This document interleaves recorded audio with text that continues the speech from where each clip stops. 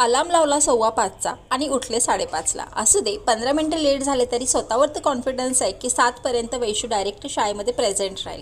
टिफिनमध्ये द्यायचं काय ह्याचं टेन्शन मला इतकं येतं जितकं माझं कोणाशी भांडण झाल्यावर सुद्धा येत नाही. तर आज मी परवलची भाजी करणार आहे. आपल्याकडे परवलला नेमकं म्हणतात काय मला नक्की कमेंट करून सांगा, कारण मला खरंच माहिती नाही आहे. तर बरं, आता स्वयंपाक करेपर्यंत काय लगेच शिवचरण उठलाच. आईस्क्रीमच्या डब्यामध्ये कोथिंबीर म्हणून तो डिसअपॉइंट झाला, रडायला लागला. गरम तेलामध्ये जिरा, मोहरी, कढीपत्ता, कांदा घालून छान हिरवी मिरची, लसूण घालून परतून घेतलं. लगेचच किचन कट्ट्यावरचा आवरेपर्यंत कांदा छान परतून झालेलाच. तर त्याच्यामध्ये मी हळद आणि मीठ टाकून छानपैकी भाजी जी कापलेली होती ती टाकून परतून घेतली. आता वाफेवरती आपल्याला ही शिजवायची आहे. माझा स्वयंपाक होईपर्यंत वैष्णवी तिचा आंघोळ करून युनिफॉर्म घालून तयारच असते. तोपर्यंत इथे भाजी पण शिजली, मस्तपैकी फुलका झाला. गरमागरम टिफिन तयार. बाबांची देवपूजा पण झाली होती. 7:10 कमी असताना वैष्णवी घराच्या बाहेर पडली. तुम्ही तुमच्या बाळाला टिफिनमध्ये आज काय दिलं मला कमेंट करून नक्की सांगा.